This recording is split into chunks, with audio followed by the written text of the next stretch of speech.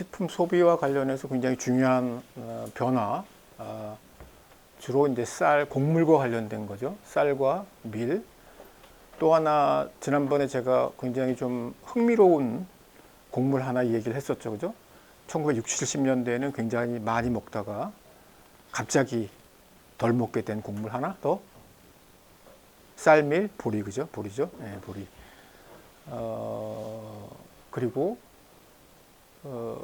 이런 곡물이라고 하는 거는 어떻게 보면 굉장히 거의 모든 문화에서 곡물이라고 하는 건 굉장히 중요한, 어떻게 보면 중심적인 먹거리 가운데 하나죠, 그죠? 뭐 밀이 됐건 쌀이 됐건 아니면 다른 곡물이 됐건. 근데 이제 한국인은 전통적으로 음식, 밥상, 요즘 밥상을 잘 안 쓰지만 식탁을 쓰지만 밥상으로 본다면 밥, 국, 반찬이라고 하는 게 보통 한식의 3대 요소라고 얘기를 하는데, 그리고 밥이라고 하는 거는 이제 곡물을 익혀서 담아서 먹는 거죠. 그리고 가장 중심적인 거는 쌀 플러스 다른 곡물. 왜냐하면 쌀은 귀하고 비싸기 때문에 굉장히 오랫동안. 그래서 쌀을 뭐 모르겠어요. 정확히 쌀을 완전 균등하게 분배했다면 모든 사람들이 먹었을 수 있을지 모르지만, 어떻게 보면 굉장히 중요한 불평등의 근거가 됐던 게 쌀이죠. 쌀, 결국 농지, 그죠? 전통사회에서. 그래서 그런 귀한 쌀, 혹은 상대적으로 희소한 쌀, 모든 사람들이 먹기가 굉장히 어려운 그런 쌀밥을 공급할 수 없기 때문에, 언제? 근대화 이후에 박정희 체제가 1960년대 초반에 출범하면서 이제 그러면서 이제 그것을 대신할 수 있는, 그러니까 혹은 적어도 모든 사람들이 밥을 먹을 수 있는 그런 것이 어떻게 보면 일종의 보통 이제 시민권적 계약이라고 얘기를 하거든요. 시민권적 계약. 그래서 탈식민화가 진행이 되고 1945년에 2차 세계대전이 종식되고 전 지구적으로 탈식민화가 되고 식민지였던 지역이 독립국가들이 됐죠. 그죠? 자이든 타이든, 많은 경우에 타이로, 누구의 뜻?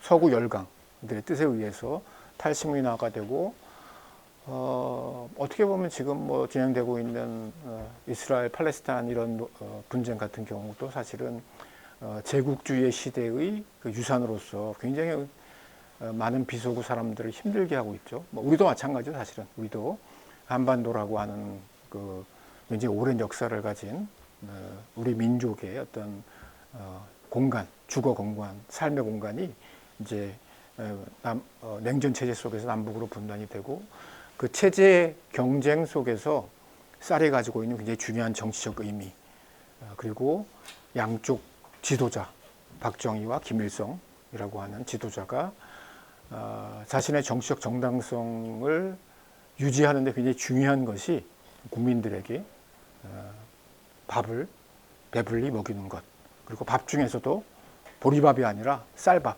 하얀 쌀밥을 먹이는 것, 이게 이제 굉장히 중요한 정치적인 의미를 가지고 있었던 것인데, 이제 현실적으로 이제 그게 어려웠고, 그래서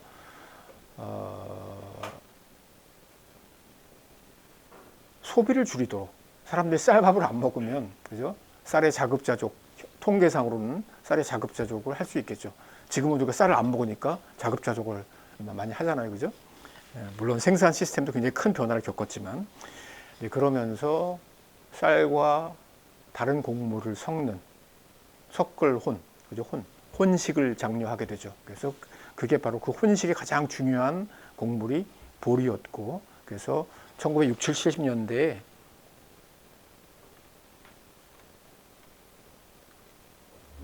70년대에 보리의 소비가 굉장히 많이 이루어졌고, 그 이후에 어떻게 보면 굉장히 정상화됐다, 이렇게 얘기할 수 있겠죠. 그래서 그런 의미에서 보리는 굉장히 정치적인 그런 곡물이었다, 이렇게 얘기할 수 있고,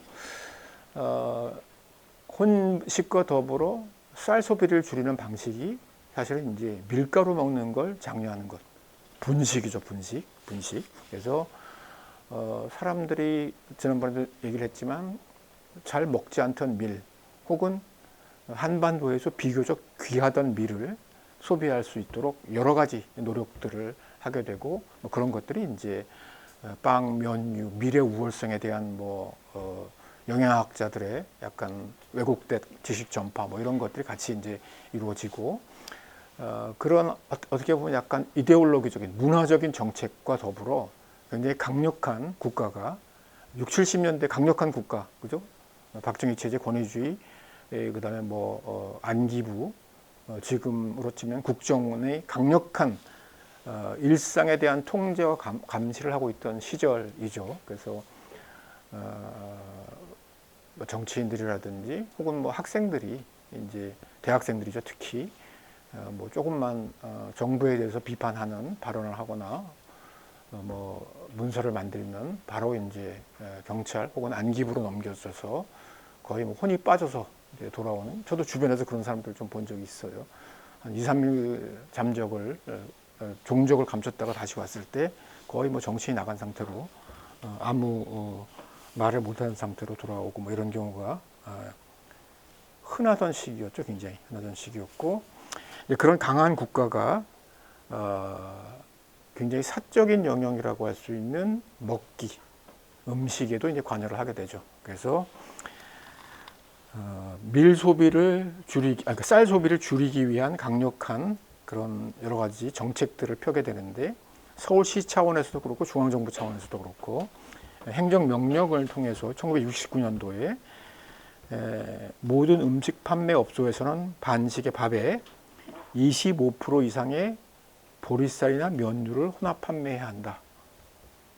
사실 상상하기 어렵죠, 사실. 그래서 내가 식당 주인의 나보고 무조건 25% 이상 보리쌀, 다른 면류를 포함해야 또 모든 음식 판매 업소는 매주 수요일, 토요일 11시부터 17시에 쌀을 원료로 하는 음식을 판매하지 못한다.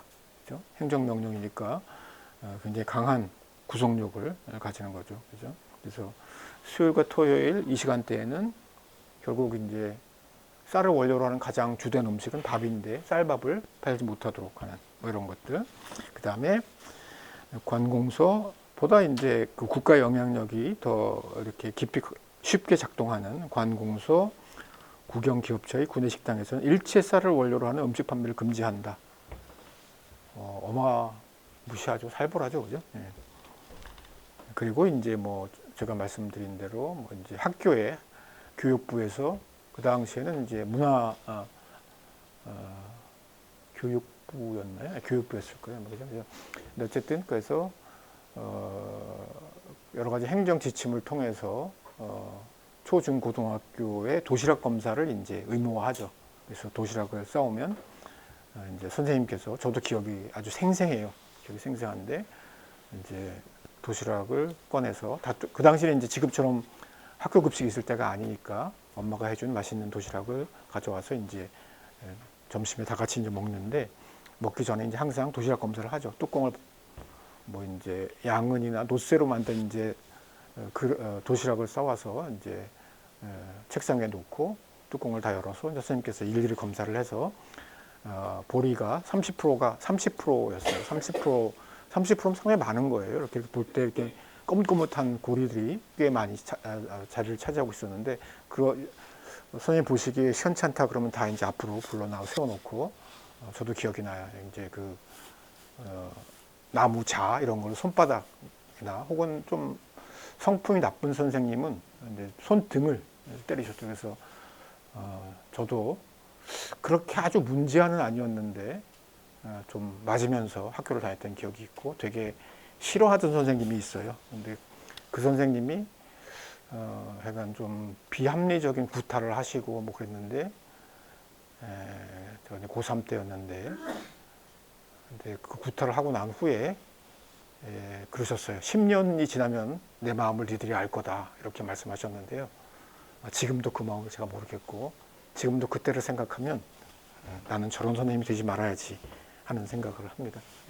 어쨌거나 그런 어떤 강력한 권위주의 체제가 국가 차원에서 사회에 영향력을 행사하고 사실은 어떻게 보면 일상, 학교라는 어떻게 보면 굉장히 귀한 공간이 이제 그런 권력의 통치하에 있었고, 도시락 검사라고 하는 어떻게 보면 굉장히 지금 생각하면 비합리적인 그런 방식을 통해서 쌀 소비를 줄이려는 노력을 국가적으로 했던 거죠. 그 다음에 이제 60, 70년대는 지금도 생각하면 골기대회의 시대였던 것 같아요. 골기대회. 골기대라고 한 게 뭐냐 하면, 특히 이제 여의도 광장, 지금 여의도 광장은 여의도 공원이 됐죠. 그죠? 여의도에 보면 큰 100만 명이 모일 수 있는 광장이 있었어요. 광장이 있었고, 광장이라고 하는 거는 워낙은 굉장히 자유로운 시민들이 시간을 보내거나 혹은 정치적인 입장을 이렇게 표현하는 공간인데, 광장은. 그런데 이제 60, 70년대 광장은 통치자가 어떤 의제를 가지고 시민들을 동원할 때 활용하는 공간이었어요. 그래서 예컨대 국군의 날 이럴 때, 아니면 미국에서 대통령이 제 기억으로는 60, 70년대 몇 번 왔던 걸로 기억을 하는데, 어쨌든 미국 대통령이 왔다 그러면 이제 김포공항으로 들어오고 여의도 광장에서 환영대회 이런 것들 하고, 그런 것들, 아니면 방공궐기대회 이렇게 해서 이제 북한 국기를 막 불태우고, 그 다음에 이제 김일성 사진에다가 이렇게 해를 가하는 이런 행사들을 제가 이제 초등학교, 중학교 때까지 동원됐던 기억이 있어요. 그래서 저희 집이 관악구 쪽이었는데, 그 흑석동 쪽이었는데, 초등학교 때, 중학교 때까지. 근데 가까우니까 툭 하면 이제 가가지고 새벽부터 가서 골기대회에 참여하던 기억이 있습니다. 근데 이 혼식, 콤부식 골기대회는 저는 기억에는 없어요. 저는 이건 참여를 안 했던 것 같아요. 근데 이제 대한요식업체, 사실 요식업체라고 하는 건 지금도 있습니다. 요식협회라고 하는 게, 이 협회가 사실은 그냥 민간 식당 주인들이 자신들의 이익을 어떻게 관철시킨다든지 정부와의 어떤 정책 협의를 위한 그런 자발적 기구인데, 이런 기구들이 사실은 국가의 강한 영향력 하에 있었고, 이런 것 기관 주체로 해서 혼식 실천 골기대회라고 하는, 지금 생각하면 좀 약간 좀 어이가 없죠. 그죠? 그래서 이런 슬로건, 너와 나의 혼식으로 국력 증강 찾아온다. 지금은 아마 군대 같은 데서 모르겠어요. 지금 군대에서도 없으려나. 근데 어쨌든 이런 국가 동원적인 그런 골기대회 같은 것들을 이런 슬로건을 통해서 개최하기도 하고, 전국 주부 골기대회, 그래서 아마 무슨 연합회인가 이런 게 있었던 걸로 기억을 하는데, 지금도 아마 관련 비슷한 단체들이 있을 텐데, 이런 소위 말하면 어영기구라고 해야 되나요? 이제 지금 표현으로 하자면, 좀 약간 정치적 표현으로 하자면, 그래서 이런 주부들이 또 골기대회를 막 해서 사람들을 동원해서 집에서도 혼식을 하고 쌀 소비를 줄이고 일주에 3회 이상 분식을 하자. 이런 것들이 이제 60, 70년대에 이루어졌고, 적어도 60, 70년대에 곡물 소비, 즉 쌀, 밀, 보리는 이런 정치적인 그런 개입과 깊이 관련되어 있다고 할 수 있습니다. 그리고 이제 어쨌든 분식이라고 하는 것은 미국의 인효농산물 공급, 밀, 아주 무상으로 혹은 유상이더라도 굉장히 저렴한 미국산 밀이 계속해서 인천 항구와 부산 항구를 통해서 들어오면서 이제 그 곡물을 사용한 식량 문제의 해결, 이런 것들을 이제 진행하게 되죠. 그래서 제가 생각할 때 60, 70년대 가장 어떻게 보면 강력한 국가를 누구나 얘기하죠. 정치적으로 혹은 경제적으로 강력한 국가 역할을 얘기를 하는데, 사회 문화적으로 일상에까지 깊이 침투한 국가를 발견할 수 있는 것이 음식이고, 또 하나가 이제 가족 계획이라고 해서 출산이죠. 그래서 이제 여성들의 불임수술, 남성들에 대한 불임수술, 이런 것들이 국가에 의해서 대대적으로 진행됐던 시기. 그래서 이런 것을 통해서 한국 사회의 초기 사회 변동, 특히 정치적 변동 이런 것들을 읽어낼 수 있다고 생각을 합니다. 그래서 이제 이런 노래들 약간 어휘는 없는 것 같긴 하지만 뭐 제가 노래를 못 부르니까 노래를 부르라고 할 수는 없고 그냥 앞에 앉은 학생이 한번 시처럼 읊어보세요. 예. 노래하라는 얘기는 아니고 한번 예. 노래하려고 그랬던 것 같아요. 혹시 뭐 힙합이나 랩 이런 걸로 할 수 있을까요? 왜요? 가능하죠? 네? 가능한 것 같아요. 아니 갑자기 자신감을 보이는 것 같아요. 아니요? 그냥 편하게 한번 가사를 음미할 수 있도록. 그래는 맑은 바람 뜨거운 답변. 좋아요. 아주 좋아요. 좋아요. 도 곱게 오곡을 키워 그 곡식 고로 높고 자라는 이. 넘치는 영양에 살찌는 달림. 툭툭 피가 든다 힘이 오른다. 혼식 분식에 약한 몸 없다. 혼식 분식에 약한 몸 없다. 뭐 이런 거예요. 그래서 하얀 곡숟가락 맛 좋은 빵에 고소한 잡곡밥 그 맛을 알면 태어같이 밝은 마음 튼튼한 육체. 우리도 넉넉히 살 수 있어요. 예, 튼튼하길 바랍니다, 여러분들. 예. 모자라는 힘싸움에만 마음고 유전 연약한 지난달 이제는 안녕. 잡곡이 밀어주는 알찬 살림에 우리도 즐겁게 살아가겠네. 예, 감사합니다. 아주 약간 리듬감이 있는 것 같은데 그냥 읽는 게 아니고 감사합니다. 예. 그래서 이제 이 가사를 통해서 어떻게 보면 그 시대의 어떤 국가 정책이라고 할까요? 혹은 이런 혼분식과 관련된 그 당시에 이데올로기적인 어떤 기획 이런 것들을 이해할 수 있을 것 같아요, 그죠? 이제는 연약한 흰쌀밥 먹지 말고 건강한 혼분식. 뭐 사실은 혼분식이 나쁘다고 할 수는 없을 것 같아요.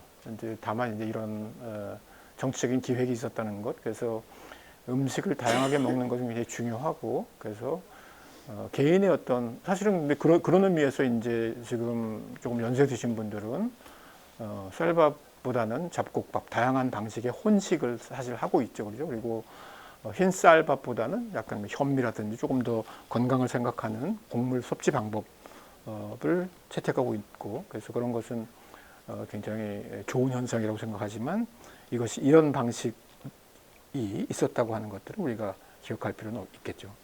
그 다음에 이제 쌀과 쥐잡기. 그래서 굉장히 이런 쥐를 본 분이 계신가요? 쥐? 예, 쥐를 봤군요. 예. 어디 아파트에서 봤나요? 제가 예전에 주택 살았는데 갑자기 예. 그렇죠. 예. 옛날에 언제? 저 초등학생 때 예. 그러면 1940년대?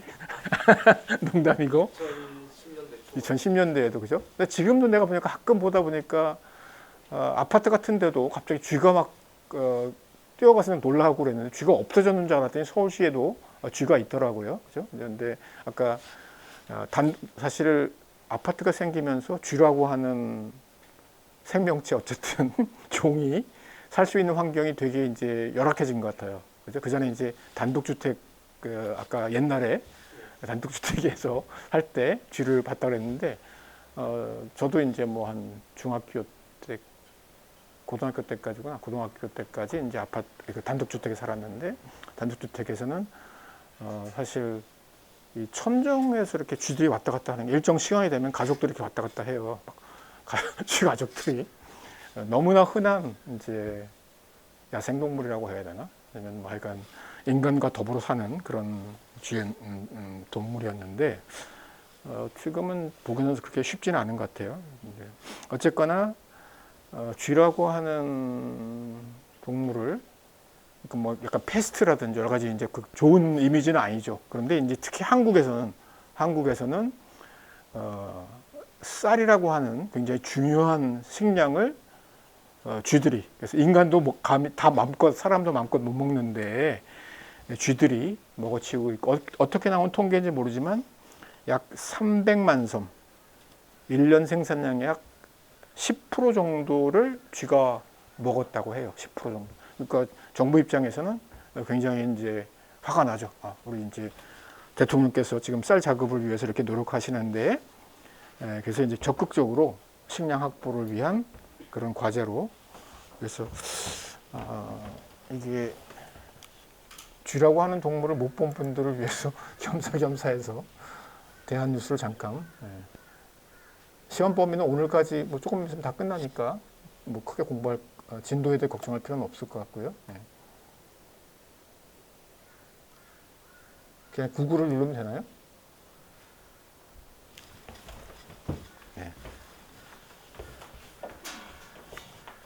이게 조교 선생이 없으면 제가 알아서 잘 할 텐데 이제 일종의 이게 권력 행사이죠, 그죠? 미안해요.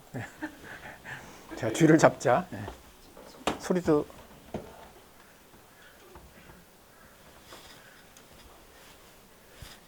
이렇게 쥐를 클로즈업해서 저는 보지는 못했던 것 이렇게 생기지는 않았던 것 같은데 이렇게 생겼더라고요. 조금 크게 재밌어. 저도 쥐를 잡던 기억이 있거든요. 그 숙제로 국민학교 그때는 국민학교라고 해요. 초등학교 때 숙제로 방학 숙제 이런 걸로 쥐를 잡아와라 이런 그래서 쥐 잡는 증거를 이제 꼬랑지를 잘라오라 그랬어요. 그래서 꼬랑지를 잘라서 이렇게 들고 와서 이제 선생님한테 검사를 받던 기억이 국민학교 때 초등학교 때 있어요.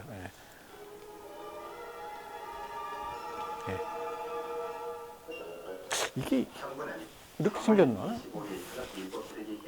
전국 일제히 쥐잡기 운동을 벌입니다. 날카로운 이빨과 발톱을 가진 쥐는 소리 없이 잘 다니는데 한 번에 5마리에서 10마리씩 2년 동안이나 새끼를 낳고 3년 동안 사는 동물입니다. 그래서 한 쌍의 쥐가 1년 만에 1250마리로 늘어나는 무서운 번식력을 가지고 있는데 이들이 우리 인간에게 주는 피해는 단독주택에 천장 이렇게 도배한 그 도배하바 이 혓가래 사이에 존재 많이 살았죠. 지금도 농촌 지역에 가면 그 천장에 막 이렇게 뭐라 그러나요? 탈색이 된 부분이 있어요.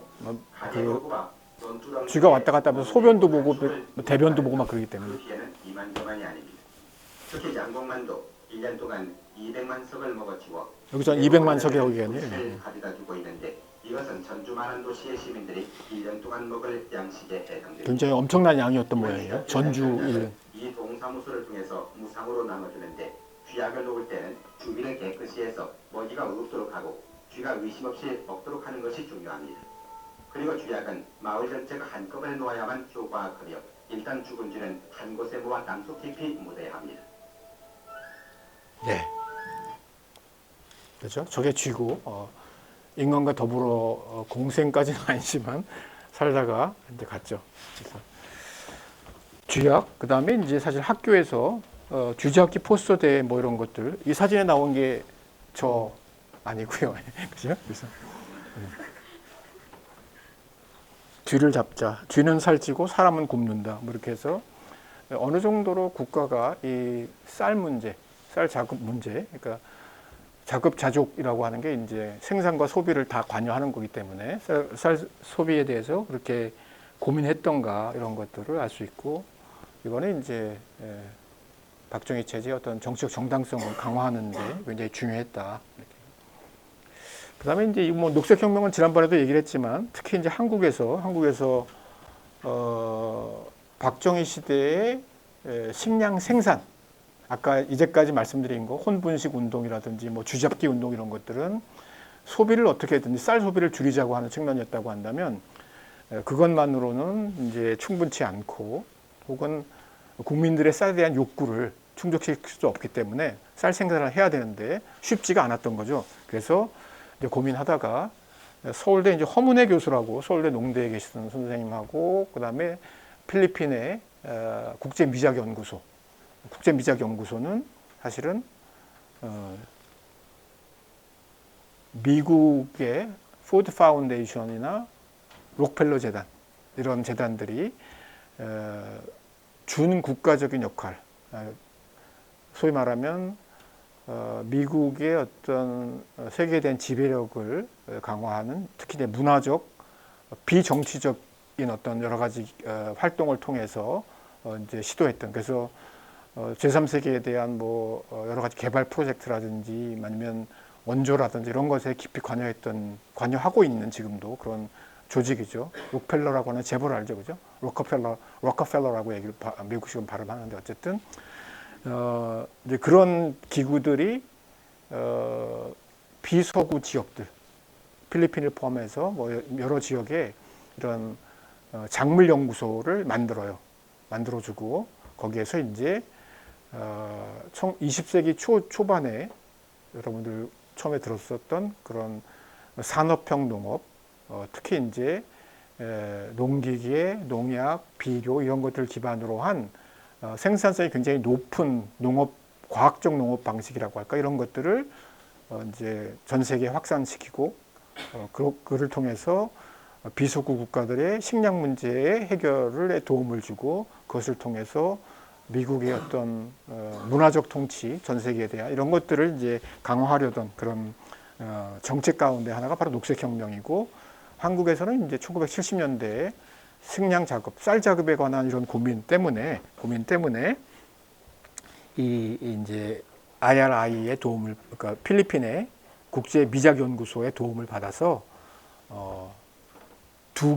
가장 대표적인 두 개의 종자, 다수학 품종이라고 하는 것은 단위 면적당 수확량이 많은, 그렇죠? 왜냐하면 한국의 경지라고 하는 논이나 밭 같은 것들이 그렇게 미국처럼 넓힐 수는 없는 그런 상황이기 때문에 어떻게든지 집약도가 높은 농업을 통해서 이제 단위 면적당 생산량을 늘리는 그런 방법을 모색한 거죠. 그래서 가장 대표적인 활동은 이제 다수학 품종이에요.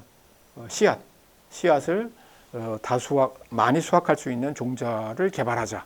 그렇게 해서 통일벼, 유신벼라고 하는 것들을 개발하고 1970년대 중반부터 1970년대 후반까지 전국에 있는 농민들에게 정부가 적극적으로 확산을 시킵니다. 그것은 이제 뭐 농협을 통해서도 그렇고 아니면 지역의 새마을 지도자, 뭐 아니면 뭐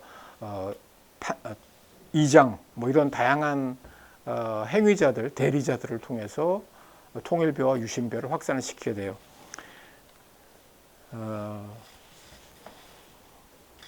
벼 곱절 거둘 수 있다. 기적의 쌀 재배 성공. 이런 식으로 해서 단위 면적당 어마어마한 수확량을 이제 생산하게 되고, 근데 이제 이 녹색혁명은 뭐 제가 그 전에도 언급을 했지만 하나의 세트로서의 산업적 농업이거든요. 무슨 얘기냐면 종자만 가지고 되는 게 아니라 통일벼는 워낙 이제 여러 가지 종자들을 일종의 이제 육종학, 굉장히 과학적인 방식으로 우량 품종을 만들어낸 건데 보통 이제 자포니카, 일본의 그런 종자와 대만에 있는 인디카, 약간 남방 계통의 그 좀 약간 길고 가는, 여러분들 동남아에 가면 그 볶음밥 만드는 그런 쌀 있죠. 한국의 쌀처럼, 한국이나 일본의 쌀처럼 이렇게 찰지거나 이렇지 않고 약간 마른 느낌, 그런 가지 인디카인데, 어쨌든 대만의 인디카, 이렇게 하여간 몇 가지 종들을 이제 굉장히 심혈을 기울여서 계속해서 품종 개량을 한 거죠. 그래서 통일벼라고 하는 그래서 벼 이름 자체도 하여간 굉장히 정치적이죠. 통일벼. 이제 항상 북한에서는 남한을 통일하겠다고 하는 그런 정치적인 슬로건을 계속해서 내세웠고, 박정희 씨도 마찬가지였죠. 우리의 국방력을 기반으로 해서 북한을 우리가 남북한을 통일시키겠다라고 하는 굉장히 강한, 적어도 수사로서는 굉장히 강한 그런 표현들을 많이 하게 되는데, 그래서 통일벼, 그다음에 또 하나 유신은 어디서 온 거죠? 박정희의 이제 아주 독재 체제의 심화, 1971년도, 72년도에 10월 유신 체제를 통해서 박정희의 영구 집권, 대통령 임기를 임기 제한을 없애는 거죠. 그래서 평생 동안 죽을 때까지 할 수 있도록 이렇게 제도를 만들고, 그 다음에 이제 직선제를 없애죠. 대통령 직선제를 없애서 장충체육관에서 통일주체국민회의를 통해서 99% 투표에 99% 찬성. 그래서 박정희 대통령 당선. 뭐 이런 식의 제도를 1971년 10월 유신을 통해서 만들죠. 그리고 그것이 끝난 게 1979년에 얼마 안 남았네요. 11.6. 박정희 씨가 김재규 안기부 그 당시 안기부장에게 총을 맞고 그때 부르던 노래 알죠, 여러분? 그 심수봉이라고 하는 가수가 대학생 노래하던 사람이었는데 이제 박정희의 안가에 이렇게 불려와서 노래를 부르는 중에 어쨌든 그 사건이 나타났죠. 10월에 그 암살 사건이 일어나고 그래서 심수봉 씨가 굉장히 고생을 많이 했죠. 마음고생을. 그죠? 그 현장에 있었기 때문에 어쨌든 파란만장한 참 이야기입니다. 그리고 그때 유명해졌던 술이 시바스 리갈이라고 하는 양주가 굉장히 귀한 시대였거든요. 지금은 시바스 리갈이 굉장히 뭐 흔한 그렇게 고급 술이 아닌데 사실은 이제 박정희 체제에서는 수입품에 대한 규제를 굉장히 많이 했어요. 술, 담배는 완전 수입 금지 품목이었는데 굉장히 역설적이게도 본인은 그 이제 뭐 그렇게 아름답지 않은 그런 술자리에서 시바스 리거를 마시고 있었다. 뭐 이런 것들 나중에 현장 기록을 통해서 밝혀주고 시바스 리갈이 정말 뭐 그 가격이 치솟던 그런 시기가 있었어요. 어쨌거나 그런 10월 유신의 이름을 따서 유신, 통일 유신이 소위 말하면 식량 작업을 위해서, 쌀 작업을 위해서 박정희 체제가 개발한 그런 녹색혁명의 구체적인 그런 아이템들이에요. 그래서 그런 걸 통해서 이제 통일벼에 대한 뭐 언론이 뭐 극찬을 하게 되죠. 극찬을 하게 되고 그다음에 그 재배 면적이 계속해서 증가하다가 박정희 씨가 사망하고 난 후에 박정희 체제가 붕괴되고 난 후에 감소하게 되고 뭐 이것은 약간 정치적인 그런 것도 있고 또 하나는 이제 밥맛이 좋지 않았기 때문에 이제 이 시기에 통일벼가 막 그 어마어마하게 확산된 데는 이제 정부가 적극적으로 농민들에게 이런저런 당근과 채찍을 통해서 이제 통일벼, 유신벼를 재배하도록 했어요. 그러다가 이제 그 체제가 무너지니까 뭐 그런 정부의 노력도 없었고 두 번째는 이제 소비자들의 반응이었죠. 소비자들이 막상 먹어보니까 전통적인 그런 한국 벼에 비해서 밥맛이 별로 좋지가 않은 거예요. 그러니까 이제 소비자들이 이제 등을 돌리고 정부에서는 그냥 추곡수매 이런 제조를 통해서 재고를 계속해서 쌓아가고 뭐 군이라든지 기관 급식 이런 데 쌀을 활용하는 뭐 이런 형태로 변하게 되죠. 그리고 이제 이 과정의 큰 변화가 이제 아까 말씀드린 이런 녹색혁명은 세트이기 때문에 종자 다수학품종인 통일벼와 유신벼를 재배하기 위해서는 물이 많이 필요해요. 그래서 물이 많이 필요해서 이제 수자원 관리 뭐 이런 것들이 굉장히 중요한. 그래서 논을 이제 반듯하게 만들고 그래서 물 대기도 쉽게 만들고 그다음에 농기계가 필요하죠. 농기계라고 하는 게 도입이 되죠. 그래서 농기계를 통해서 이제 농업에 일정한 역할을 하도록 하니까 그러기 위해서는 농민들이 농기계를 구입해야 되죠. 근데 농민들이 그런 농기계가 굉장히 비싸잖아요, 그죠? 뭐 트랙터가 됐건 뭐가 됐건 경기가 됐건 비싸니까 목돈이 필요하고 그런 것들이 이제 결국은 농협을 통해서 혹은 다른 금융기관을 통해서 대출을 받고 그래서 농민들이 결국은 이제 뭐 지금도 굉장히 심각한 그런 문제이지만 농민의 부채 문제 어쨌든 이런 것들 그래서 우리가 그 전에 개념으로 배운 농업의 역설 혹은 뭐 비료의 역설, 화학 비료의 역설 뭐 이런 것들처럼 그리고 이런 품종을 목표로 하는 만큼 생산량을 단위 면적당 생산량을 만들기 위해서는 이제 비료와 농약을 쳐야 되는 그래서 미국식 산업형 농업의 뭐 한국판이라고 할까요? 그 규모는 굉장히 작지만 비슷한 방식의 영농 뭐 결국은 이제 석유 농업이라고 표현할 수도 있고 이런 것들이 이제 한국에 자리 잡게 되는 그래서 지금 아예 관행 농업이라고 얘기를 하죠. 이미 관행이 됐기 때문에 그리고 그것과 특별히 구별지어서 이제 유기농이니 친환경인 이런 것들 구별짓게 된 것도 사실은 이 시기에 만들어진 근대적인 농법의 결과라고 할 수 있습니다. 그리고 어쨌든 그러나 이제 이런 생산주의적 농업 방식이 이제 굉장히 일반화되면서 쌀 생산량이 급증해요. 그래서 보면 이때 76년, 7년에 쌀 작업을 이룬 걸로 알고 있어요. 쌀 작업을 76년에 이루고, 그다음에 77년에 이제 박정희 씨가 그 전에 이제 김일성이 그랬잖아. 김일성이 이제 막 우리는 이미 그 쌀 작업을 이루고 백성들이 배불리 먹고 있다. 그래서 식량 원조에 힘들어하고 있는 남한 인민들을 위해서 우리가 식량 원조를 제공할 의향이 있다라고 제안을 했고, 박정희 씨는 당연히 아무 말도 안 하고 거절을 했죠. 네, 그리고 이제 어떻게 보면 절치부심했다고 할까요? 그렇게 해서 63년도부터 쌀 막걸리를 금지시키고, 그리고 통일교, 녹색혁명 이런 걸 통해서 쌀 작업을 이루고 생산량을 늘려서 작업을 이루고 76년에 쌀 작업을 이룬 후에 77년 1월 연두 기자회견에서 이제 한 말씀 하시죠. 그죠? 박정희 씨가. 그래서 북한의 식량난이 매우 심각하고, 그죠? 이제 되받아쳤다고 할까요? 장군멍건 북측에서 받겠다는 의사를 피력하면, 그죠? 조건을 달았어요. 그죠? 상당량의 쌀을 지원할 용의가 있다고 얘기를 했죠. 김일성은 당연히 무부탁 거절을 했죠. 그리고 1977년에는 4천만 석을 돌파를 해서 이제 이제 약간의 과잉 생산을 하게 되고, 그리고 이 쌀 막걸리 제조, 오랫동안 쌀 막걸리 제조를 했던 금지했었는데 77년 12월에 쌀 막걸리를 제조를 허가합니다. 그래서 사실 우리가 지금 아주 맛있게 먹는 쌀 막걸리가 굉장히 귀한 거죠, 그죠?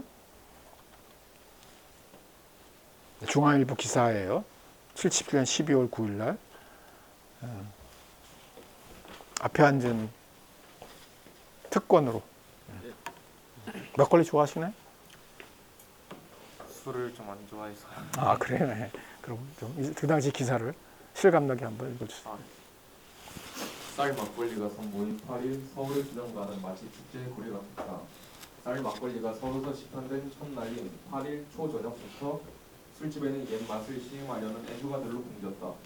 오랜만에 나온 탓인지 종로구 청진동, 무교동과 중구 국내동 등 공포집엔 하루 7시부터 발을 들여놓을 수 없이 술꾼들이 북적였고, 싱겁다 예전 맛이 아니다는 푸념 속에서도 하루 8시쯤에는 받아놓은 술이 동이 나기도 했다. 빈대떡집들이 몰려있는 청진동에는 유리창마다 나왔다 쌀막걸리, 14년 만에 등장한 우리 옛맛, 조국 술꾼조의 술시음장, 기쁘다 쌀 막걸리 나왔네 만백성 맞으라는 등 구호를 써붙이고 손님을 끌었으며, 여느 때보다 일찌감치 빈대떡, 순대 등 술것과 안주를 마련하기도 했다. 예, 감사합니다. 막걸리 좋아할 것 같은데. 예. 저도 듣다 보니까 갑자기 군침이 도네요. 그죠? 쌀막걸리 나왔네, 만백성 맞아 이런 거는 특정 종교의 어떤 노래 가사를 약간 활용한 것 같죠, 그죠? 그래서 어쨌거나 국가에 의해서 정부 정책에 의해서 금지됐던 쌀 관련 음식들, 특히 막걸리 같은 것들이 이제 다시 시판되는, 쌀 막걸리가 다시 시판되는 이제 그런 변화가 쌀 작업을 통해서 이루어지게 되죠. 그리고 이제 쌀 소비는 쌀 공급량이 늘어남에 따라서 혹은 동시 플러스 쌀 소비에 대한 상존하던 쌀에 대한 소비 욕구가 이렇게 만나면서 1980년, 81년, 82년 아마 한 83년도 정도의 최대값을 이렇게 기록하게 돼요. 그래서 한 1인당 한 143kg 정도의 쌀을, 지금은 이제 56.7kg인가요? 하여간 57kg 정도 쌀을 소비한다고 한다면 1980년대 초 중반에 140kg 이상을 1인당 연간 소비하게 되는 그런 결과를 가져오죠. 그리고 우리 그 표에서 여러분들 보시면 그 이후에는 쌀 소비량이 감소합니다. 이거는 쌀 공급이 부족해서가 아니라 사람들이 쌀밥에 대한 어떤 요건을 이미 충족시켰고, 이제는 쌀밥을 배불리 먹는 것보다는 이제는 다른 음식, 그죠? 우리가 다음에 다룰 고기류의 식품 소비 천이가 일어나게 되죠, 그죠? 근데 이제 이 70년대 후반, 80년대 초반은 한국의 농업 부문에서도 그렇고, 그 다음에 식품 관련된 여러 정책에 있어서도 여러 가지 변화가 나게 되는데, 가장 중요한 거는 이제 농산물 시장 개방이에요. 농산물 시장 개방. 지금은 너무나 당연한, 여러분들 뭐 마트에 가면 전 세계에서 들어온 온갖, 때로는 잘 들어보지 못한 그런 음식들도, 식품들도 만나게 되는데, 이제 박정희 체제는 국가 주도형 발전이었고, 수출 지향적 산업화를 추구를 했죠. 그리고 굉장히 중요한 정책 목표 가운데 하나가 외화벌이에요. 외화. 달러를 많이 벌어야 된다. 그래서 여러분들 이제 뭐 베트남 전쟁에 막 군인들 파병하고 막 그랬잖아요. 물론 그게 이제 한미 관계라든지 뭐 냉전 체제 속에서 여러 가지 정치 외교적인 것도 있었지만, 또 하나는 굉장히 중요한 거는 외화를 벌어들이는 거예요. 달러를. 그래서 이게 비판을 받기도 했죠. 그러니까 청년들의 목숨을 주고 달러를 벌어온다. 뭐 이런 피로산 달러 뭐 이런 그 레토릭도 막 있고 그랬었는데, 어쨌든 뭐 그 과정에서 이제 대한항공이라든지 혹은 한진그룹이죠. 한진그룹 같은 데가 급성장을 하고, 현대가 굉장히 급성장을 하고, 뭐 이런 것들이 다 이제 월남전과 관련이 되고 달러 벌이와 관련이 되는 거죠. 그리고 이제 뭐 중동의 건설부 뭐 이런 것들이 있었는데, 그런 것들이 다 이제 달러를 벌기 위한 그런 정부의, 그다음에 이제 뭐 독일의 광부와 관호사를 보낸 거죠. 박정희 체제에 있었던 중요한 사건들이죠. 그런 것들이 다 이제 달러 벌이로 이렇게 있는데, 그런데 그런 의미에서 정부가 상당히 많은 품목에 대해서 수입 규제를 굉장히 강하게 하고 있었고, 그것은 국제 규범으로 봐서도 정당한 것이었어요. 2차 세계대전 이후에 만들어진 국제 무역 체계 속에서 소위 말하면 브레튼 우즈 체제라고 얘기를 하는데, 근데 이제 이 과정에서 한국이 급격하게 경제 성장을 하고, 지난번에 말씀드린 것처럼 그에 따라서 미국이 한국에 대한 식량 원조를 1960년대 말 70년대 초반에 끊고, 그래서 밀 같은 것도 이제는 사 먹어라 뭐 이렇게 되고, 그래서 이제 그 시간이 계속 갔는데, 한국은 여전히 예컨대 아까 말씀드렸지만 술, 담배, 그러니까 온갖 농산물, 무슨 식품류 이런 것들 다 이제 수입 규제를 그래서 이제 하다못해 초콜릿 이런 것들도, 가공식품도 다 수입 규제를 걸어놨었거든요. 그렇게 해서 이제 국내 산업을 이제 육성시킨다. 혜태 제거 뭐 이런 가공식품으로 따진다면 뭐 칠성 음료 뭐 이런 식으로 칠성 사이다. 그러니까 콜라가 그 당시에 코카콜라, 펩시콜라가 건드릴 수 없는 시장이 한국이었죠. 그래서 칠성 사이다라고 하는, 뭐 지금은 아마 그 다른 탄산음료 때문에 그 당시와 같은 황금기를 누리고 있지 못하지만, 어쨌든 그런 정부가, 그다음에 이제 일반 농산물은 말할 것도 없고, 이제 계속해서 대미 무역 흑자를 기록했거든요. 어마어마한. 사실 미국은 2차 세계대전 이후에 세계의 어떤 헤게모니를 가지고 있는 헤게몬 국가로서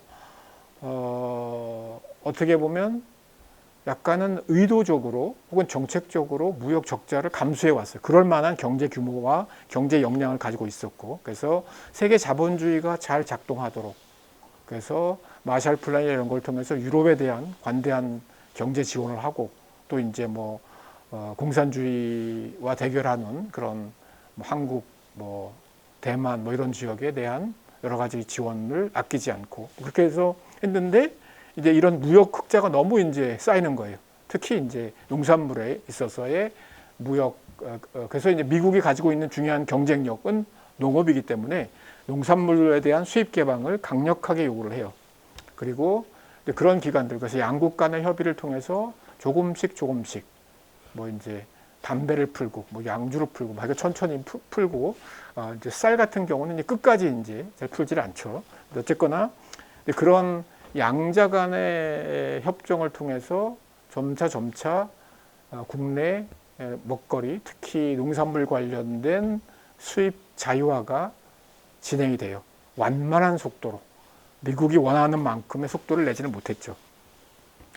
그러나 이제 한국에도 농민들의 입장에서는 상당히 이제 우려를 많이 가지고 여러 가지 이제 집회라든지 반대 의사 표명이 있었고, 그러다가 이제 본격적으로 이게 이제 제도화된 거는 뭐 여러분들이 지금은 익숙한 세계 무역기구, 그 이전까지는 가트라고 해서 관세와 무역에 관한 일반 협정, General Agreement on Tax and Tariff인가 이렇게 돼 있던가, 그러니까 뭐 이런 것에 의해서 비교적 개별 국가 자유무역을 지원하고 지지하지만 비교적 각 국가의 경제적, 사회적 특성을 고려해서 수입 규제라든지 무역에 대한 관리가 허용되던 체계에서 WTO라고 하는 세계무역기구라고 하는 서비스와 농업을 포함한 다양한 거의 모든 부분에 대한 무역 자유화, 자유시장주의를 제도화하려는 그런 노력이었죠. 그죠?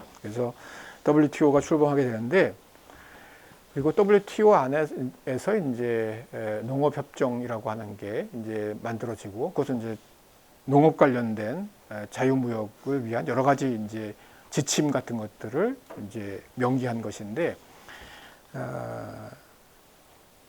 쌀 부분이 이제 굉장히 어떻게 보면 첨예한 논쟁의 대상이 됐던 부분이에요.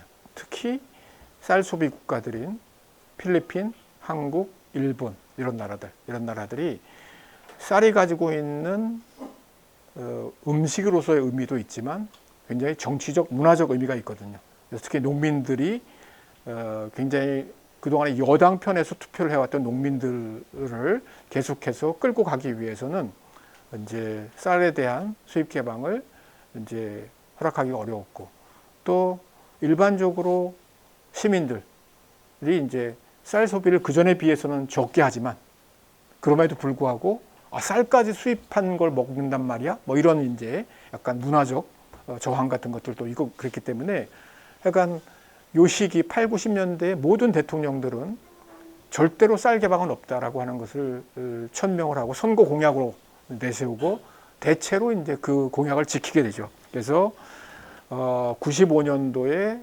WTO에 우리가 이제 가입을 했고, 그렇지만 농업협정에 그 예외를 만들어서 한국과 일본 뭐 몇몇 쌀 소비 국가들은 쌀에 관해서는 10년 동안 유예 기간을 준다. 그 대신에 쿼터 제도, 일정한 양을만 그냥 수입한다. 아예 풀어서 무역 자유화를 하고 아니면 관세화를 하는 게 아니라 쿼터제로 일정량만 수입하도록 한다. 뭐 이런 식으로 10년의 유예 기간을 가졌어요. 그리고 이제 그 다음에 10년이 끝난 후에 아마 이제 필리핀이 먼저 이제 그 몇몇 국가들의 예외를 가지고 있다가 끝까지 이제 그 예외를 2번까지 연장시킨 경우가 한국만 그러고, 그 전에 이제 필리핀과 일본 같은 경우는 이제 쌀 예외를 이제 그냥 포기하는 이제 그런 상황이 있었죠. 그래서 이제 한국에서 쌀 관련된 정치적 뭐 이제 특히 이제 농촌 지역의 국회의원들이 굉장히 이제 강력하게 반대를 많이 했고, 그다음에 이제 일반 시민들도 쌀까지 우리가 뭐 이를테면 일부 이제 뭐 캘리포니아 쌀 이런 것들이 뭐 맛있다 이런 얘기도 있고, 그래서 한동안 이제 포터로 들어와서 팔리기도 하고 뭐 이렇게 했지만 그 외국 쌀에 대한 선호가 그렇게 높지 않았고, 지금도 아마 그렇게 높지는 않을 거예요. 지금은 이제 상당히 많은 외국 쌀이 들어오죠. 국내 생산량도 많지만 외국 쌀도 많이 들어오는데, 왜냐하면 이게 이미 이제 이 유예 기간이 끝났기 때문에 2번 다 쓰고 나서 이제 유예 기간이 아니기 때문에 들어오는데, 대체로 이제 가공식품에 여러분들이 예컨대 뭐 식혜 같은 거 무슨 가공된 식혜 있잖아요. 통조림으로 나오고 이런 것들이라든지, 그 다음에 이제 쌀 과자 같은 거 이런 것들은 대개 이제 수입 쌀로 만들고 있고, 그 외국 쌀을 뭐 미국 쌀을 예컨대를 집에서 맛있다고 이렇게 밥 지어 먹는 경우는 그렇게 많지는 않을 거예요. 네. 어쨌든 이런 과정을 거쳐서 한국의 농산물, 그 다음에 가장 핵심적인 쌀도 이제 완전히 개방, 2015년 이후에 개방이 됐죠. 그래서 관세화를 통해서 약간의 가격에 대한 제한이 있긴 하지만 여러분들이 아마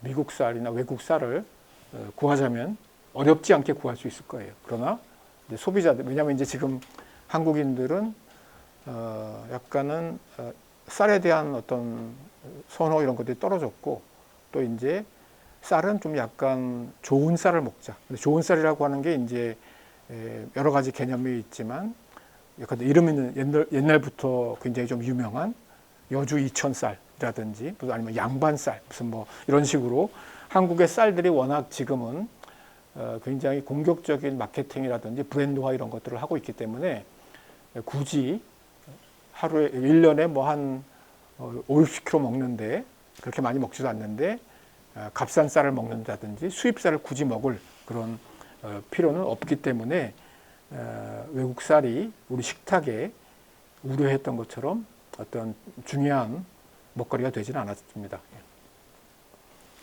자, 이제 곡물과 관련된 이제 지난번에는 1인당 소비량으로 봤다면 이제 자급률이죠. 그래서 이제 이런 무역 개방, 자유무역주의가 이제는 이제 지배적인 상황이 됐을 때 도대체 그런 곡물들은 어디에서 올까, 혹은 얼마나 우리 땅에서 생산될까, 이런 게 이제 이 표를 통해서 알 수 있는데요.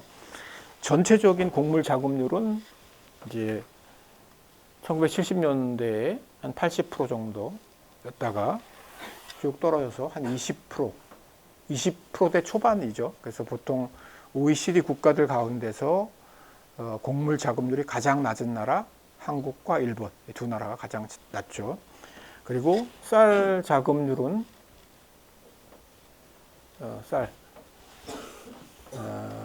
90년대, 2000년대 100%를 넘어섰다가 21년도에 84.6% 이렇게 돼 있는 거는 약간은 좀 조심해서 읽긴 해야 돼요. 국내 쌀들은 약간 시장 수요에 비해서 많이 생산되고 있어요. 그죠? 100%를 넘어가죠. 그런데 이제 외국에서 들어온 쌀들이 많거든요. 이거는 가공용이나 이런 걸로. 그래서 이제 그런 우리가 먹는 그런 쌀이 아닌 다른 쌀들이 많이 들어오고, 그것 때문에 그 전체 비중으로 보면 84% 정도가 국내 쌀이다. 이렇게 이제 읽으면 될 거예요. 쌀 자체가 부족하다는 얘기는 아니에요. 그렇죠? 그래서 지금 쌀 생산량이 실제로 이제 쌀밥용 쌀이, 국내산 쌀이 수요, 소비에 비해서 넘치기 때문에 이제 이거 결국은 이제 국내 쌀 가격 하락을 가져오고, 농민들의 입장에서는 굉장히 어렵고, 정부에서는 이제 이것을 어떻게 해결할 것인가에 대해서 이제 뭐 고민이 많겠죠. 예. 이제 쌀은 그렇고, 보리. 예. 보리는 우리가 잘 먹지 않죠. 그런데도 불구하고 보리 자급률은 한 31%. 그러니까 다양한 가공식품을 위한 보리가 계속 들어오고, 그것들은 수입이라고 하는 것을 우리가 추정할 수 있겠죠. 밀, 우리가 1인당 한 32, 3kg 이렇게 먹고 있는데, 꾸준히 먹고 있는데, 1970년대에는 물론 소비도 적은 편이었지만 그래도 국내 밀 농가들이 이제 있었어요. 근데 지금은 이제 우리 밀 살리기 운동 본부 이런데 몇몇 정말 의식이 있고 어떤 목표를 가진 그런 농민들이 밀을 일부 생산하고 있고, 대부분은 다 이제 수입하고 있죠. 그래서 원조로부터 시작된 한국인들의 밀 소비가 꾸준히 이어졌고, 원조가 끝난 1970년대 이후에도 밀 소비는 꾸준히 증가하고 90년대 이후는 안정화됐죠. 그렇게 우리 먹거리에 한국인들의 어떤 음식 문화에 굉장히 중요한 일부가 됐는데, 그 대부분은 이제 99% 이상은 이제 90% 정도, 9% 정도가 수입산 밀이다. 주로 이제 미국산 밀이고, 뭐 일부 호주에서 여러 번 얘기한 것처럼, 그다음에 옥수수. 옥수수도 우리가 꽤 먹어요. 꽤 먹는데 이제 주로 사료로 먹는 거죠. 사료. 아니면 기름, 옥수수 기름, 식용유 이렇게 해서 직접 우리가 옥수수를 1년에 먹는 개수는 몇 개 되지 않을 거예요. 저도 이제 옥수수 철이 되면 옥수수 쪄서 맛있게 먹긴 하는데, 1년에 몇 분이나 먹을지 모르겠어요. 근데 이제 사실은 대부분은 우리가 고기를 먹을 때, 그죠? 고기를 먹을 때 그 고기를 먹인, 가축을 먹인 사료로서 옥수를 공급받고 그것도 역시 99% 정도는 다 수입이다. 콩, 두류, 콩이죠, 콩. 콩 같은 경우도 자급률이 굉장히 떨어져 왔죠, 계속해서. 이거는 콩 생산이 적은 것도 있지만 콩 소비가 늘어났기 때문이에요. 콩 소비도 기름과 그다음에 사료예요, 사료. 그래서 한국인들의 고기 소비량의 증가, 이제는 거의 58kg, 59kg 정도의 1인당 고기 소비량의 증가를 보여왔는데 현재까지 그 고기를 위한 축산업의 발달, 그죠? 축산업의 발달. 그다음에 지난번에 표에서 본 것처럼 한국인들의 뭐 예컨대 우유 소비량의 증가, 유제품 소비량의 증가, 그다음에 뭐 닭고기 소비량의 증가, 그다음에 달걀의 소비량의 증가, 이런 것들이 다 가축과 관련되잖아요, 그죠? 소, 돼지, 닭, 뭐 이런 것들. 그다음에 해산물 가운데 가두리, 뭐 이제 자연산이 아닌 이제 가두리한 그런 양식, 이런 것들은 전부 다 사료를 쓰고 그 사료의 주 원료는 콩과 옥수수. 물론 이제 다양한 것들이 배합되긴 하지만, 배합사료이긴 하지만. 그래서 결국은 밀 소비는 우리가 직접 밀을 먹기 때문에, 특히 이제 가공식품을 중심으로 해서 여러 가지 이제 뭐 과자나 빵이나 이런 것들, 그다음에 이제 옥수수와 두류는 직접, 그러니까 밀은 어떻게 보면 좀 직접 먹기도 하고, 그죠? 파스타 같은 거, 뭐 라면 같은 거, 아니면 여러 가지 밀가루를 가진 칼국수 뭐 이런 것들을 먹기도 하지만, 그다음에 이제 가공식품으로 많이 먹기도 하고, 그다음에 옥수수와 콩 같은 경우는 뭐 대부분은 사실은 사료 형태로 우리가 간접적으로 고기를 먹을 때 먹고 있다. 그리고 이제 전체적으로 본다면 이제 그런 의미에서 곡물 자급률은 20%대에 머물고 있고, 이것들이 이제 굉장히 취약한 구조라는 거죠. 왜냐하면 뭐 2008년도에도 그렇고, 그다음 우크라이나 전쟁 때도 그렇고, 국제 곡물 가격이 굉장히 유동성이 강해요. 그 가격 등락 폭이. 그래서 확 올랐다 확 내리고 이런 것들이 굉장히, 그다음에 특히 이제 최근엔 기후 위기, 기후 변화에 대한 우려가 커지고 있고, 그다음에 이런 전쟁과 같은 이런 예측하기 어렵고 관리하기 어려운 그런 대형 이슈들이 있을 때마다 국제 농산물 가격이 계속해서 등락을 거듭하고, 그리고 그 과정에서 가장 중요한 역할을 하고 있는 것은 그 전에 제가 말씀드린 소위 말하면 4대 메이저들, ABCD 기업, 뭐 카길, 뭐 이런 번기, 뭐 이런 기업들인데, 그런 기업들이 이제 국제 농산물의 어떤 유통과 심지어는 생산 과정에 직간접적으로 관여하고 있기 때문에 굉장히 취약성을 가진다는 거죠. 그래서 이제 많은 이제 식량 전문가들, 식량 관계자들이 이제 특히 밀의 자급률을 한 30% 정도까지는 우리가 올릴 필요가 있다고, 정부에서도 이제 밀 재배 면적을 늘리려고 하는데 생각보다 잘 되지 않아요. 왜? 수입 밀이 너무 싸기 때문에, 그죠? 네, 그런 거. 그다음에 이제 사료 작물에 대한 정부, 농민들이나 혹은 정부의 그런 우려도 있어요. 그래서 어떻게 하면 사료 곡물 생산량을 늘릴 것인가? 이제 그래서 왜냐하면 이런 국제 농산물 가격, 2008년도 세계적인 식량 위기가 있었을 때도 국내 소비자들은 크게 느끼지 못했어요. 왜냐하면 상대적으로 우리는 쌀 소비가 많기 때문에 주로 이제 밀과 옥수수 이런 것들이 가격이 등락을 거듭했을 때, 급등했을 때 큰 영향을 받지 않았어요, 사실은. 몇몇 나라들에서는 거의 뭐 시민 혁명 같은 것도 일어날 정도, 이집트라든지 뭐 이런 데서는 그랬었는데, 그 이유는 우리가 이제 주로 쌀을 먹고 쌀 자급률이 높기 때문에 영향을 덜 받은 것이고, 2008년도 세계 식량 위기 때 가장 크게 영향을 받은 게 축산업자들이에요. 축산 농가들이 사료값이 폭등을 하니까 도저히 뭐 감당이 안 돼서 이를테면 뭐 소를 굶기는, 소돼지를 굶기는 그런 뉴스 기사들이 막 나오고 그랬죠. 네. 그런 면에서 이제 주곡은 덮어놓더라도 밀과 옥수수, 콩에 대한 그러니까 사료 작물과 밀에 대한 국내 자급률을 좀 제고시킬 필요가 있다. 뭐 이런 얘기들을 많이 하고 있습니다.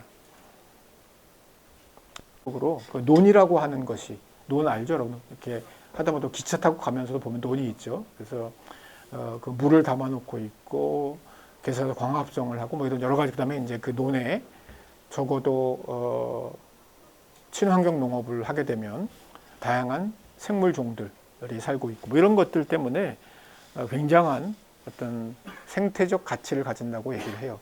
또 기후 변화에 대한 굉장히 중요한 어떤 대응 방안이기도 하고, 이런 것이 가지는 의미를 생각할 때 쌀, 그다음에 벼, 그다음에 이제 농업, 이런 것들이 가지는 굉장히 큰 사회적, 문화적, 생태적 가치들이 있고, 우리는 비록 그냥 쌀의 소비자이기 때문에 이 과정에 관여하거나 참여하지 않지만 좀 생각하면서, 이런 문제들을 생각하면서 쌀밥을 많이 먹자고 얘기를 해야 되나, 뭐라고 해나, 어쨌거나. 예. 예.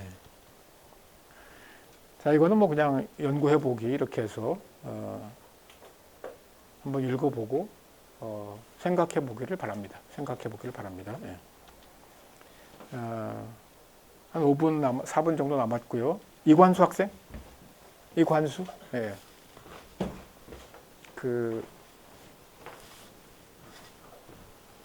굉장히 흥미로운, 재미있는 문제 제기를 해서 뭐 의견을 들어보면 좋을 것 같아요. 네.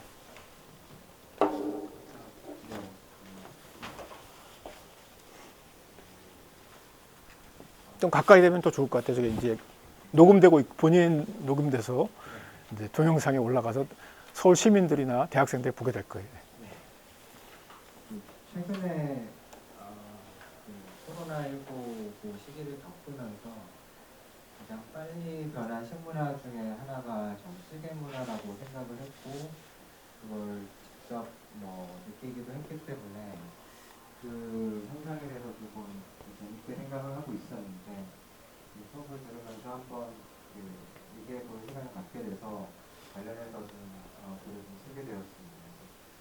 사실 다들 아시다시피 찌개 문화라는 거는 같이 공동체 사회에서, 특히 이제 한국 사회에서 음식을 나눠 먹는 문화인데, 그게 이제 현대 한국 사회에서는 구성원들 어떤 습관의 변화가 좀 생기고, 그리고 이제 공동체 문화도 조금 이제 변모되면서 그 찌개 문화가 좀 줄어드는 현상이 좀 꺼려하는 그런 현상이 좀 목격이 되었었는데, 그 코로나19 시대를 겪으면서 위생에 대해서 인식이 높아지면서 급격하게 좀 변화했다는 생각이 들어서, 이제 앞으로 또 이렇게 급격하게 변하는 식문화가 뭐가 있을까 좀 관심이 들었습니다. 예. 일상에서 굉장히 재미있는, 흥미로운 관찰과 문제 제기를 했어요. 혹시 뭐 이 찌개 관련해서 한 말씀, 찌개 좋아하시는 분 한 말씀 하실 분 계실까요? 예. 사실은 점점 개인화되죠, 그죠? 찌개를 시켜도 사실은 각 접시, 앞 접시를 달라고 해서 나눠 먹고, 그 전처럼 집에서 옛날에 먹던 것처럼 이렇게 찌개에 숟갈이 들어가는 그런 소비 방식은 점점 사라져가는 것 같아요, 그죠? 그래서 이제 그것이 일종의 개인화라든지 혹은 뭐 위생에 관한 이런 관념, 이런 것들에 의해서 좀 변화하고 있는 분명히 찌개 문화라고 생각을 합니다. 또 하나는 사실은 전통 사회에서 찌개를 그렇게 앞 접시와 각 접시를 두지 않은 이유는, 약간 찌개 여러 가지 접시를 여러 개를 쓰면 그렇게 많지도 않고, 예컨대 저 같은 경우는 할아버지 할머니랑 같이 8명이 같이 살았는데 앞 접시만 해도 설거지가 엄청 나오거든요. 그러니까 그냥 같이 놓고 퍼먹는 그런 문화가 인프라의 문제도 있지 않았을까 하는 생각을 해봤어요. 예. 윤진수 학생, 예. 시간이 얼마 없지만 그래도 마무리를 지으면 좋을 것 같아요.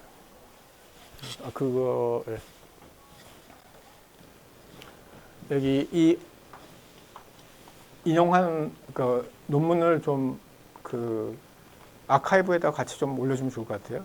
나 혼자만 올려가지고 외롭게 해서 여러분들도 인용한 글 있으면, 재밌는 글 있으면 공유해 주길 바라고요. 예. 저도 혼밥에 생각을 많이 해봤었는데 학우분들이 제시해주셨던 혼밥은 약간 그냥 식당에 가서 혼자 간단하게 밥을 먹고 다시 자기 할 일을 하는 그런 개념인데 이 기사에서 소개한 혼밥은 데스크탑 다이닝이라고 해가지고 주로 직장인들이 직장에서 자기 자리에서 점심을 간단하게 먹고 일을 하거나 아니면 점심을 먹으면서 일을 하는 그런 문화가 있어서 좀 우리가 생각하고 있는 혼밥이랑 다른 혼밥이어서 소개를 해봤습니다. 네.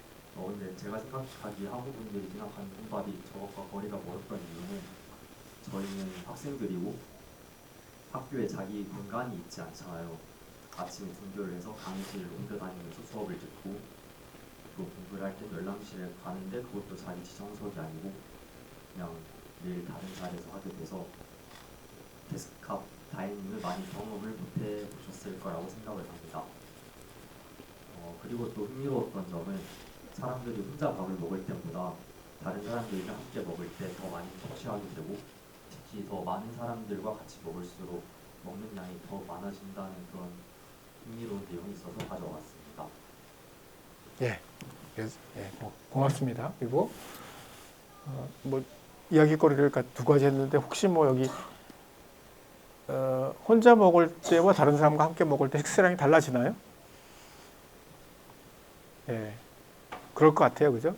약간 다르긴 한데, 근데 그냥 일반적인 식사를 할 때는 큰 차이가 없지만 여러 사람이 같이 먹을 때 그것이 약간 뭐 파티까지는 아니어도 정말 회식의 의미를 가지고 뭐 같이 뭐 오랜 시간 동안 음식을 나눈다고 할 때는 훨씬 많은 양을 먹게 될 것 같고, 저는 사실 데스크탑 다이닝이란 말을 처음 들어봤는데 굉장히 여러 가지 사회학적 의미가 있는 개념인 것 같아요. 현대 사회의 어떤 지식 노동자의 삶이라고 할까? 저도 그러고 보니까 저럴 때가 있거든요. 사실 연구실에서. 그래서 좋은 기사를 같이 공유해줘도 고맙게 생각을 하고 한번 생각을 해보세요. 굉장히 재미있죠, 그죠? 그래서 식사 시간을 아껴서 빨리 끝내는 게 나은지 아니면 밥을 먹는 게 나은지 뭐 이렇게 쉬면서 이렇게 질문을 했네요. 다들 끼니 거르지 말고 시험 때라고 잘 꼬박꼬박 잘 먹고 건강한 몸 유지해서 시험들 잘 보기를 바랍니다.